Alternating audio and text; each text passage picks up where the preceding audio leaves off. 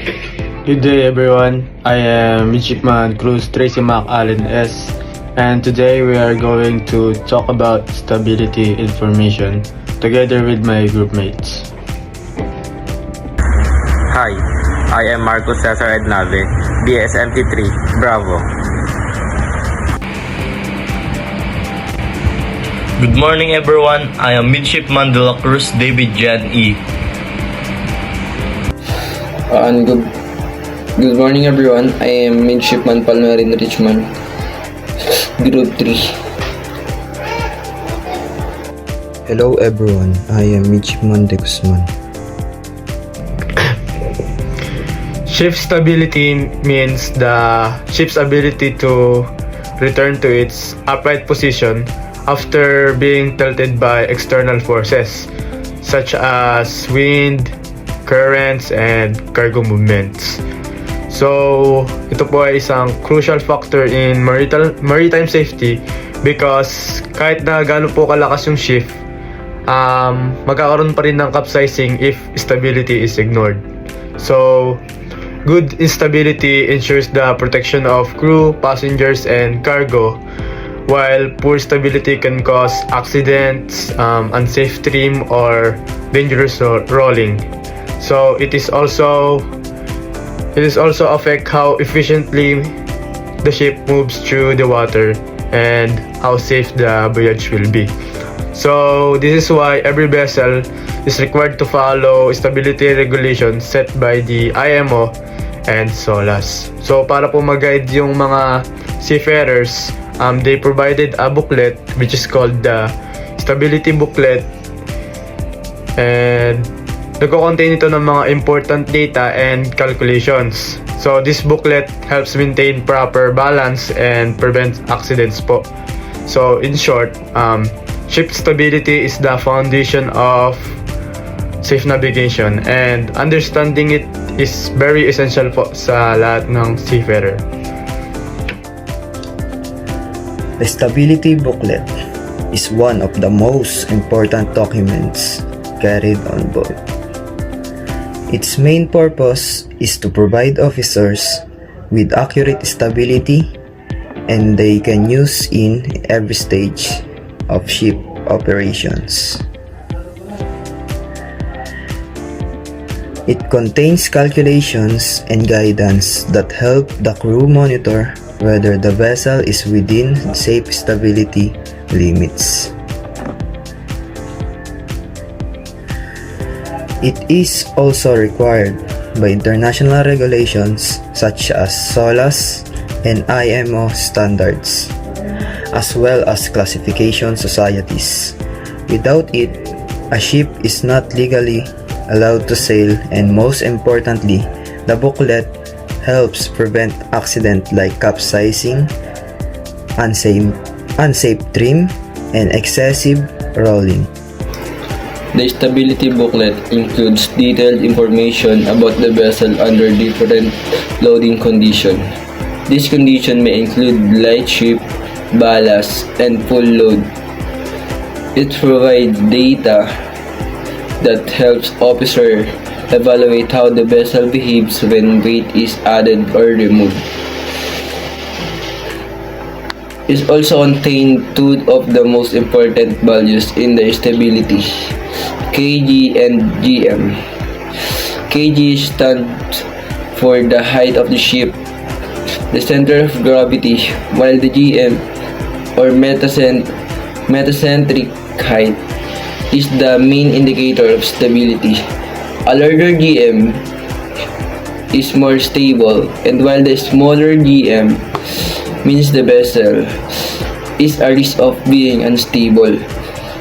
Kumbaga, kapag mas mataas yung GM or metacentric height ng barko mo, yung main indicator of stability means mas more stable yung barko mo. While kapag smaller naman yung GM mo,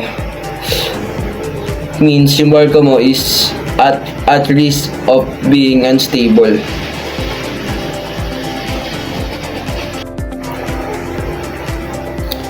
Another important part of the booklet is information on the ship trim. Trim is the difference between the forward and aft drag of the ship. A vessel may trim by the bow or by the stern depending on the cargo ballast. It also includes the ballast water arrangement, which allow the ship to adjust its balance. Finally, the booklet explains the free surface effect. This effect occurs when liquid partially filled tanks move freely, reducing the ship's stability. Officers must always consider this because it can be dangerously lower the vessel's GM. Because if you lower the vessel's GM, possibility your vessel is at risk of being unstable and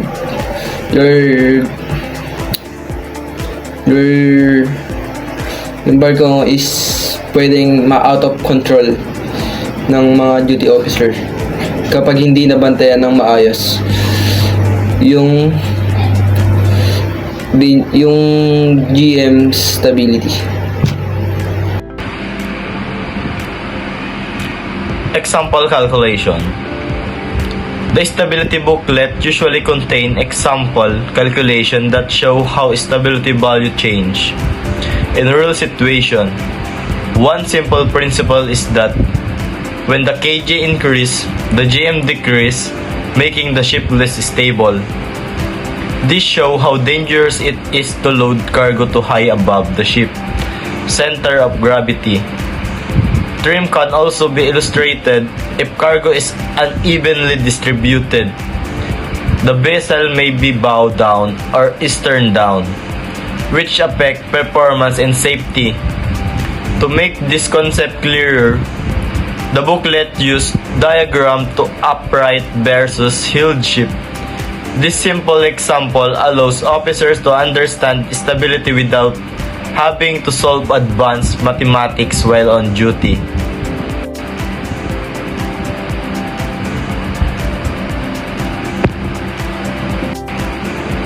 Daily Operation Part 1. In daily operation, the stability booklet is a tool that officers constantly use.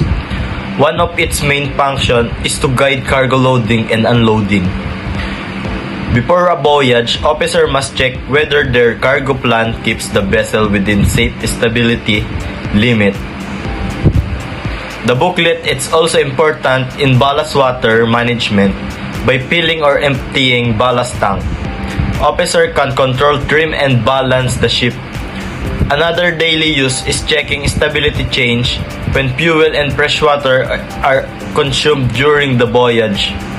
All of these tasks rely on the information provided by the booklet.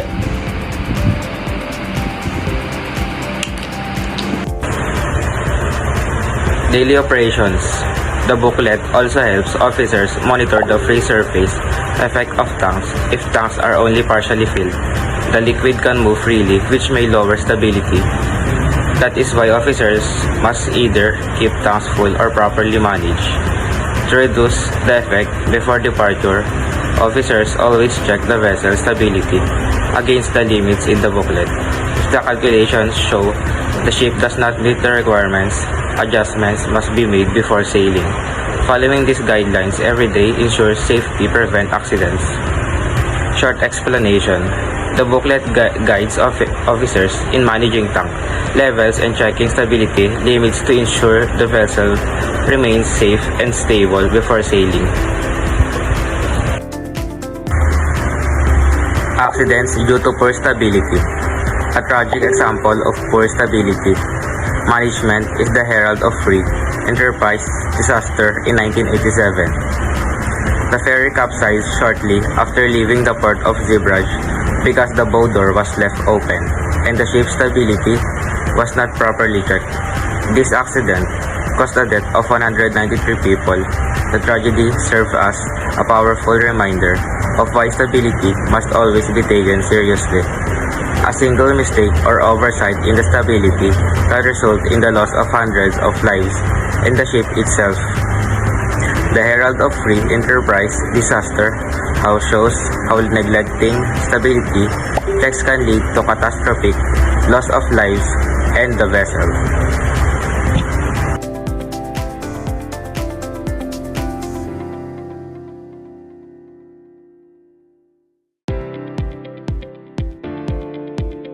How can we determine a ship's weight, including her cargo, fuel, and even passengers, while she's floating? Is it really possible for something so massive to know how heavy it is? In this video, we'll break down the basics of ship stability by exploring three fundamental concepts: displacement, density, and volume.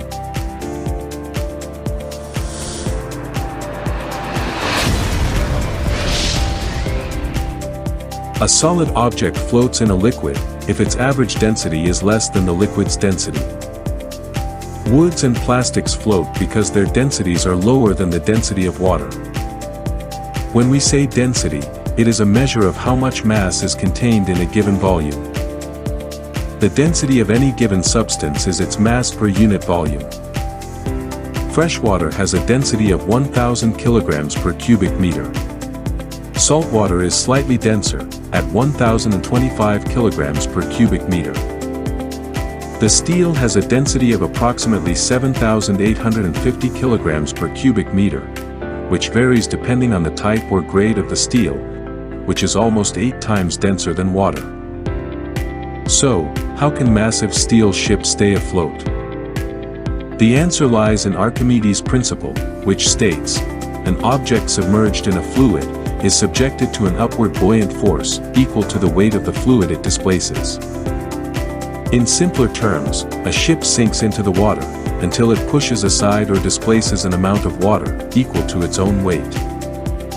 When that happens, the buoyant force balances the ship's weight, that is why she is floating. But wait, steel is much denser than water. Here's the trick. A ship isn't a solid block of steel. Most of its volume is air. The ship's hull is carefully designed to enclose large empty spaces, like cargo holds, cabins, and tanks. This means the ship's average density, the density of steel plus air, is lower than water's density. So even though steel sinks, a steel ship floats because it's mostly hollow, displacing enough water to balance its weight. The law of flotation, derived from Archimedes' principle, states that, when a body is wholly or partially immersed in a liquid, it experiences an upthrust, apparent loss of mass, termed buoyancy force, equal to the mass of a displaced liquid. Now, the term displacement of the ship, or any floating object, is the number of tons of water it displaces. It refers to the weight of the water a ship pushes aside, or displaces, when she is floating.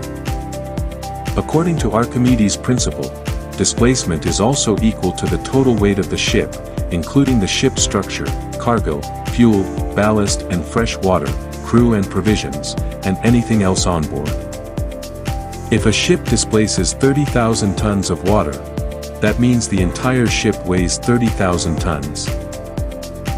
Let's calculate the displacement of a box-shaped vessel with a length of 100 meters, a breadth of 18 meters, and floating at a draft of 5 meters in salt water, with a density of 1.025 tons per cubic meter. Draft is the vertical distance between the bottom of the ship's keel and the waterline. To calculate the displacement, let's consider the formula: mass is equal to volume times density. The displacement of a box-shaped vessel is equal to the volume of water she displaces, multiplied by the density of the water. The ship's underwater volume is equal to the volume of the water she displaces, which is 9,000 cubic meters. If we multiplied it by the water density, the displacement of a box-shaped vessel is 9,225 tons. To determine the underwater volume of a ship-shaped vessel, we can use a method known as Simpson's rule. However, when we are on board, we actually extract the value of the ship's displacement from the hydrostatic table. But first, we need to determine the ship's true mean draft, or hydrostatic draft. Assuming this is the ship's hydrostatic table provided by the ship's builder, and the ship's true mean draft is 8.52 meters, the ship's displacement is 19,113 metric tons. If you are not familiar with the concept of ship's draft, and how to calculate the true mean draft, I made a separate video explaining it in detail. You'll find the link in the description below. That's all for now. I hope you found this video helpful. Thanks for watching. Bye.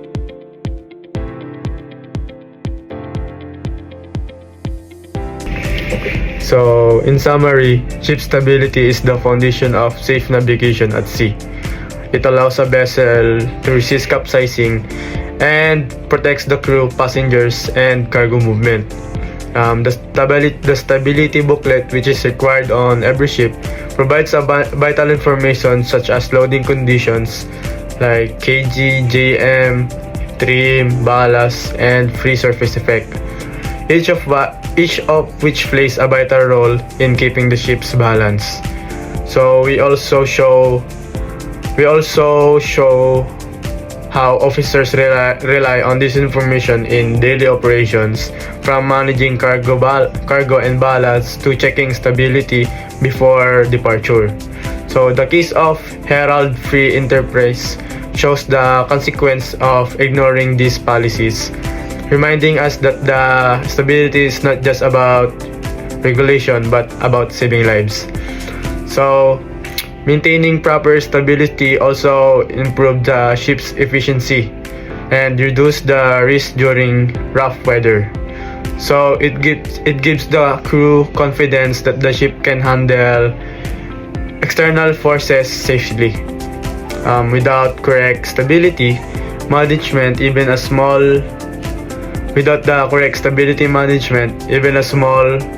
mistake can lead to serious accidents. So that is why stability training and awareness are emphasized to all seafarers. So to conclude, the stability booklet is a form of guide and also a tool for safety. Always remember that a stable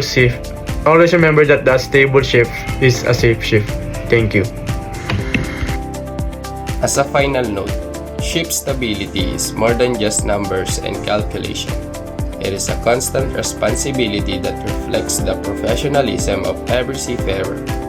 Stability awareness is a daily discipline, and neglecting it can lead to severe consequences, as history has shown us. Our duty as a future officer is to apply this knowledge carefully in every operation, no matter how simple or routine it may seem.